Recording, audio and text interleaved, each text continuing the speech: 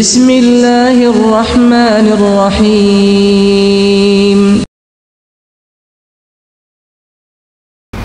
Baik, selanjutnya adalah hadis yang berbunyi, hadis ini diriwayatkan Bukhari dan Ahmad. Sahal ibn Sa'ad radhiyallahu anhu meriwayatkan dari Nabi SAW, surga memiliki 8 pintu. Ini riwayat Bukhari.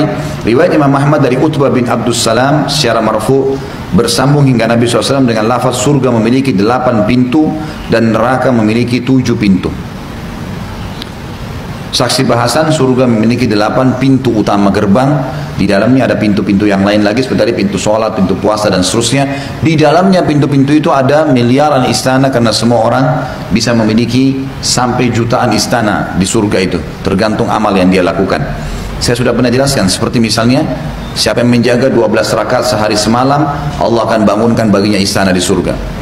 Jadi setiap hari kita bisa dapat istana di surga. Kalau umurnya orang 70 tahun, kan itu, berarti 70, 1 tahun 365 hari, 365 istana kali 70, berapa ribu tuh istananya satu orang, baru dari sholat itu saja. Ada hadis yang berbunyi, siapa yang membaca Al-Ikhlas, Qul Huwallahu Ahad, satu hari 10 kali, Allah akan bangunkan baginya istana di surga.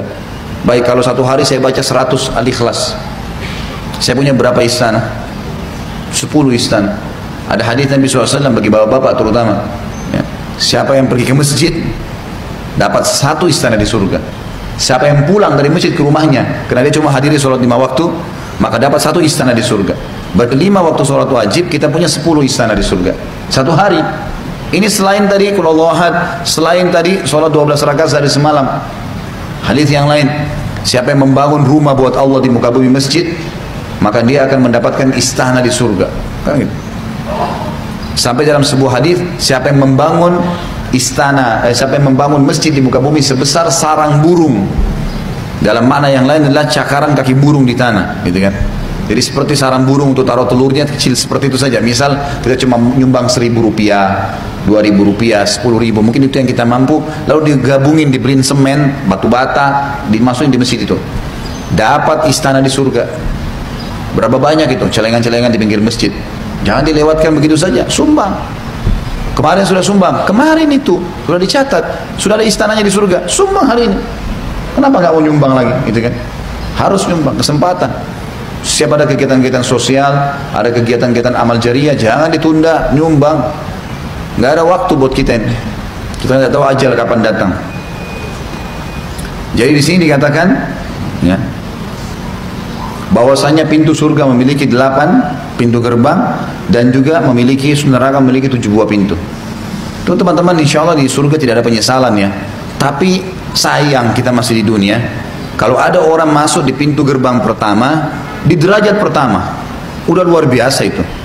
Nanti akan kita jelaskan di sini ada penduduk surga yang paling rendah derajatnya. Bagaimana fasilitasnya? 10 kali lipat derajat terkait dunia. Nabi Sulaiman alaihissalam.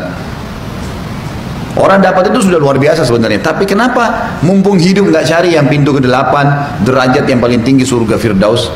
Sementara Nabi SAW bilang, kalau kalian mohon kepada Allah, mohon Firdaus, karena dia tertingginya surga.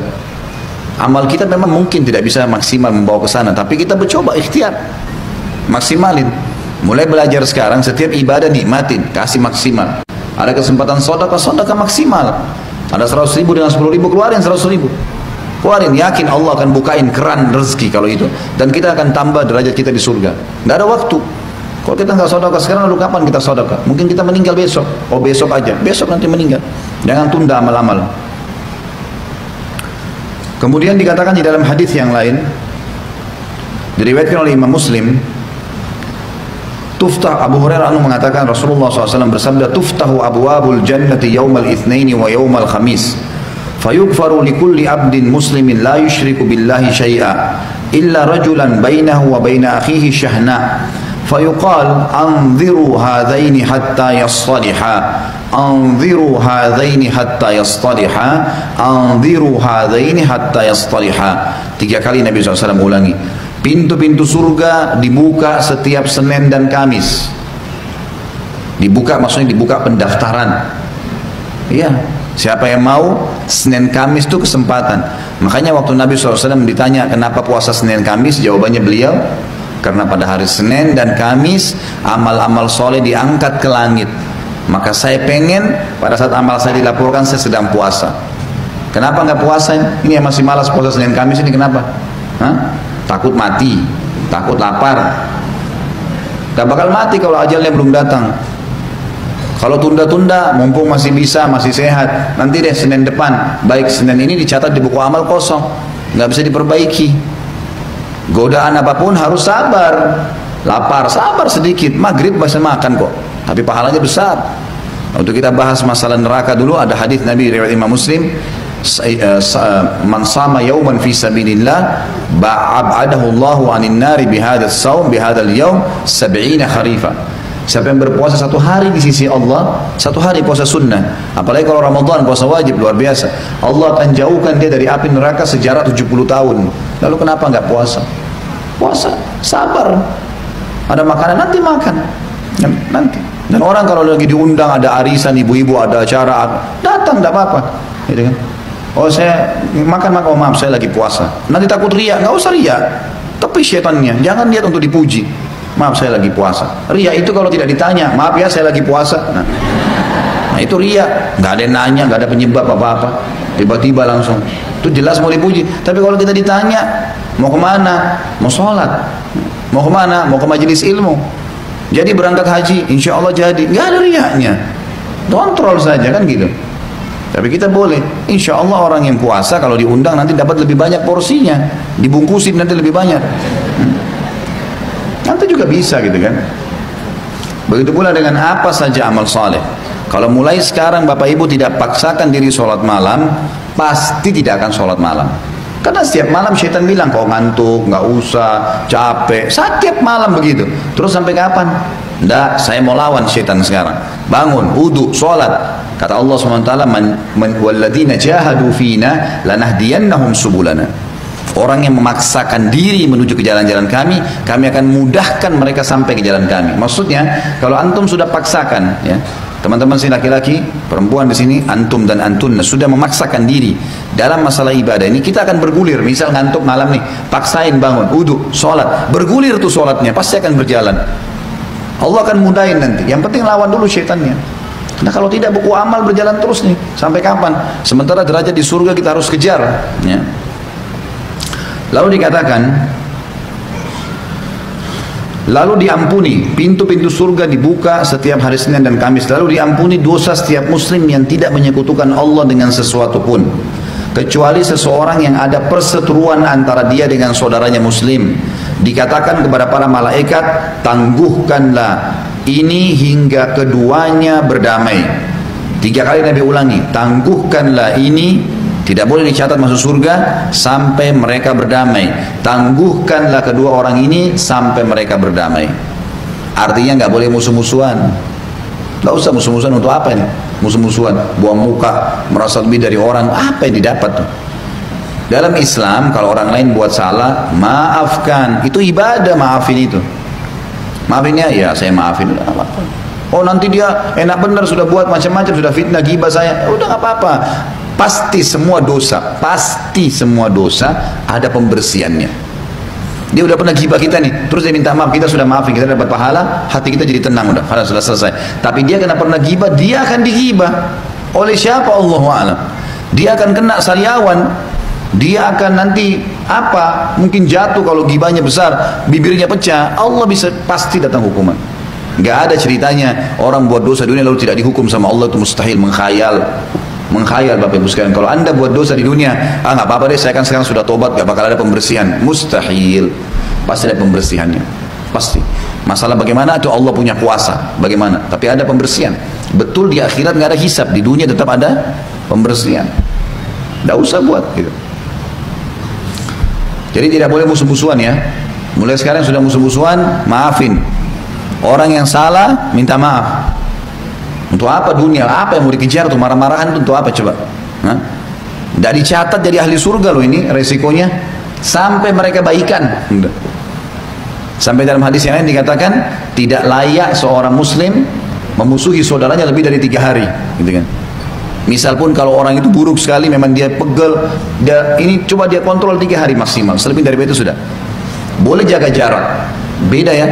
Misal orang ini suka bohong, orang ini suka minta-minta ganggu kita, boleh kita jaga jarak, tapi tidak memusuhi. Tidak boleh memusuhi. Hati kita harus dibersihin. Karena kita bisa kena ancaman hadis ini. Kalau kita memusuhi berarti kita tidak didaftar masuk ke surga. Setiap Kamis pintunya dibuka. Ya. Itu kalau orang umum ya, apalagi suami istri. Hah? Ini yang suka berantem suami istri mana nih? Hah? Ini kalau saya punya cambuk, saya cambuk. Sedikit-sedikit gara-gara tidak diantar marah, musuhan 3 hari. Apa ini? Lebih baik 3 hari itu pacaran suami istri daripada musuh-musuhan gitu kan. Anak juga begitu, sedikit tidak diberikan apa sama orang tuanya, musuhi orang tuanya. Apa ini? Orang tua sedikit anaknya salah, tidak, marah, nggak mau lihat, nggak mau ini, putus hubungan. Apa ini semua? Dunia sebentar, kita akan lewatin. Lapangkan dada, maafin. Daripada nggak masuk surga, maafin. Terakhir dalam pasal kita ini hadis Nabi SAW, riwayat Imam Muslim. Tadi itu riwayat Imam Muslim, ini juga riwayat Imam Muslim dan Imam Tirmidzi. Umar bin Khattab radhiyallahu anhu menceritakan sabda Nabi SAW, "Ma minkum min ahadin yatawadda'u fayusbighul wudu'a thumma yaqul asyhadu an la ilaha illallah wahdahu la syarika lah wa asyhadu anna Muhammadan abduhu wa rasuluh illa futihat lahu abwabul jannati tsamaniyah yadkhulu min ayyaha sya." Tidak ada seorang pun dari kalian berwudu lalu menyempurnakan wudunya, kemudian mengucapkan asyhadu an la ilaha illallah wahdahu la syarikalah wa asyhadu anna Muhammadan abduhu wa rasuluh. Aku bersaksi bahwasanya tidak ada Tuhan yang paling berhak disembah diibadahi kecuali Allah dan tidak ada sekutu baginya, dan aku bersaksi bahwasanya Muhammad benar-benar hamba dan utusannya, melainkan dibukakan baginya 8 pintu surga, ia dapat memasukinya dari mana saja ia suka. Apa ini? Wudu, hanya wudu. Wudu terus syahadat. Kenapa malas wudu? Ini yang masih malas wudu kalau mau tidur nih, siapa ini? Hah? Kenapa malas wudu mau tidur? Wudu, Nabi SAW suruh. Dalam sebuah hadis dikatakan, kalau seseorang hamba tidur dalam keadaan bersuci, wudu, maka Allah akan titipkan bersamanya malaikat di ranjangnya, yang setiap kali dia bergerak, malaikat itu mengatakan, ya Allah ampunilah dia. Balik kiri kanan lagi tidur kita nggak sadar, malaikat minta, ya Allah ampuni, ya Allah rahmati. Dan Allah akan mudahkan dia kalau mau tidur, kalau tidur wudu itu, mau bangun sholat malam Allah bangunin, mau bangun sholat subuh Allah bangunin. Kenapa nggak mau wudu nih? Kenapa malas wudu? Wudu ini kalau disempurnakan, diikuti dengan syahadat saja, habis itu masuk dari 8 pintu surga yang mana dia mau. Berapa menit tuh wudu? Balasannya bisa pilih pintu surga. Ya Allah yang ke-8 deh saya mau masuk nanti di akhirat. Hanya wudu. Wudu itu bukan cuma untuk sholat. Makanya para sahabat selalu wudu, batal wudu, selalu, nggak pernah berhenti. Harus wudu. Tapi makna hadis ini adalah pelajaran pertama, Bapak Ibu sekalian, siapa yang berwudu dan menyempurnakan wudunya, penyempurnaan wudu adalah menjalankan seperti sunnah Nabi SAW. Ingat, yang paling pertama niat dalam hati mau wudu karena Allah perintahkan. Yang kedua, harus minimal tempat yang paling standar, minimal ya. Seperti misal wudu itu pergelangan tangan yang diperintahkan. Ini pergelangan tangan. Ini batas minimal. Penyempurnaannya adalah menyentuh semua batas minimal. Kurang sedikit wudunya nggak sah, sholatnya nggak sah. Makanya ada makna hadis menyempurnakan wudu. Maksudnya adalah menyempurnakan tempat minimal. Dan kalau Bapak Ibu lebihkan jauh lebih baik. Sabda Nabi SAW, saya ingin sekali bertemu dengan saudara-saudara saya. Kata para sahabat, ya Rasulullah, kami saudara-saudara Anda. Kata Nabi SAW, bukan, kalian sahabat-sahabatku, saudara-saudaraku yang datang nanti sepeninggalku. Kita ini semua. Lalu sahabat faham, mereka berkata, ya Rasulullah, bagaimana Anda bertemu dengan mereka? Bagaimana Anda bisa mengenal mereka nanti? Karena ketemunya di hari kiamat. Kita ketemu dengan Nabi SAW kapan? Di hari kebangkitan, mahsyar. Bagaimana Anda mengenal mereka sementara Anda tidak mungkin kenal mereka, tidak pernah ketemu, mereka juga tidak pernah ketemu dengan Anda. Kata Nabi SAW, sungguh dari tempat-tempat wudunya umatku akan keluar cahaya yang terang. Dan tidak ada itu pada umat yang lain. Makna juga daripada hadis ini kata ulama adalah wudu itu hanya ada pada umat Muhammad SAW. Makna hadis itu karena dikatakan akan keluar cahaya dari tempat-tempat wudunya umatku. Maksudnya kalau umat-umat lain juga ada wudunya, berarti keluar cahaya juga. Sudah dibedain. Kata Nabi SAW keluar nanti dari tempat-tempat wudu kita keluar cahaya semuanya. Dan bukankah seseorang yang memiliki kuda-kuda yang banyak bisa membedakan antara kuda-kuda itu bila ada kuda yang keempat kakinya berbulu warna putih, warna apapun badannya, tapi keempat tangannya, kakinya itu berwarna atau ada bulu putihnya. Riwayat lain dikatakan keempat kakinya dan bagian dahinya, rambut di bagian dahinya berwarna putih. Pasti bisa dibedakan, oh ini kuda lain karena warnanya kombinasi putih sama yang lainnya. Maka begitu pula saya akan membedakan umatku. Dalam riwayat lain, riwayat Sahih, riwayat Bukhari juga, kata Nabi SAW, lanjutan hadis tadi, dan siapa yang bisa memanjangkan jamahan uduknya supaya cahayanya memanjang, maka lakukanlah. Disunnahkan lebihan, misal minimal tadi pergelangan, lebihkan. Minimal wajah seperti ini maka dilebihkan sampai di bawah dagu. Kemudian siku, ini batas minimal, lebihkan sampai di lengan. Batas minimal kaki, mata kaki, lebihkan sampai ke betis, gitu kan. Dan boleh wudu pada saat orang lagi mandi di kamar mandi tidak pakai pakaian boleh, asal bukan di tempat umum, insya Allah nggak apa-apa. Lah iya, kamar mandi kita sendiri ada pintunya tertutup nggak ada masalah. Karena pernah ada yang bilang gitu, Ustadz boleh nggak saya wudu sementara saya mandi, atau saya harus tutup dengan sarung atau handuk? Kalau sendirian nggak ada masalah, nggak ada larangan di situ. Maka kita boleh. Nah pada saat itu justru kesempatan melebihkan, siku bisa dilebihkan, mata kaki bisa dilebihkan, kan bisa dilebihkan gitu kan, kesempatan pada saat itu. Wudu yang benar yang dikatakan sempurna adalah contohnya mengambil air dengan dua telapak tangan kanan, dua telapak tangan, kemudian kalau keran lagi jalan juga begitu, menarik dari sisi punggung kanan ke kanan ke pergelangan dengan tangan kiri. Ini dulu dimulai tarik dari sini, dilebihkan ini batas minimal, lebihkan. Kemudian tangan kanan menarik untuk tangan kiri juga sampai batas lebih dari batas minimal sampai ke sini kurang lebih. Kemudian baru mempertemukan antara punggung dalam dua-duanya dan menyelat-nyelatkan di antara dua jari. Karena ini sunnah, Nabi SAW menyuruh menyelat-nyelatkan. Jadi ini baru satu ya, ini baru satu, ini baru satu. Kemudian diulangin, pelan-pelan, sempurnakan. Balasannya hanya sempurnain ini, syahadat masuk surga. Buru-buru, gitu kan. Pelan-pelan, 1, 2, sampai 3 selesai. Yang selanjutnya, mengambil air di telapak tangan, kemudian memasukkan setengahnya ke mulut sambil kumur-kumur, sisanya dihirup di hidung. Kemudian sementara mulut kita kumur-kumur, tangan kiri membuang yang di hidung, baru kemudian yang di mulut dibuang. Itu satu. Sebagian dalam mazhab Malikiyah dianjurkan agar ya menggosok mulut dengan jari. Terutama yang saya katakan adalah di bagian depan gusi, karena biasanya di sini ada lendir yang membuat bau mulut nggak enak. Kita kalau wudhu sebentar misalnya lagi kumur-kumur, bapak ibu coba masukin di bagian depan ini sering ada lendir 4 sisi ini. Itu kalau dikeluarin bau mulutnya jadi hilang. Itu dianjurkan. Sebagian juga ulama mengatakan dianjurkan kumur-kumur maksimal karena ada hadis yang lain berbunyi, tidak ada seorang umatku, tidak ada seseorang pun dari kalian berwudu seperti wuduku ini, Nabi SAW praktikin, kecuali akan berjatuhan semua dosa-dosanya bersamaan dengan tetesan air terakhir. Termasuk di sini kumur-kumur dimaksimalin supaya dosa mulutnya jatuh semuanya, gitu kan. Kemudian wajah ini tentu 3 kali diambil, dimasukkan di mulut sambil kumur-kumur, lalu sisanya dihirup, dibuang dengan tangan kiri. 1, 2, 3. Setelah itu mengambil air dengan 2 telapak tangan, kemudian dari awal tumbuhnya rambut sampai 2 jari di bawah dagu, dari awal kuping kanan dengan kuping kiri, dimasukkan di wajah, kemudian diputar. Ini 1, gitu kan. Kemudian 2, ini semuanya kena, dan seterusnya 3. Bagi teman-teman yang berjenggot tentu diselat-selatkan, sunnahnya begitu. Diselatkan jari di antara jenggotnya, sebagaimana mungkin kalau jenggot seperti saya mungkin dimasukkan begitu. Kemudian telapak tangan kanan ditarik dari sisi kanan, punggung ditarik sampai ini, ingat ini batas minimal.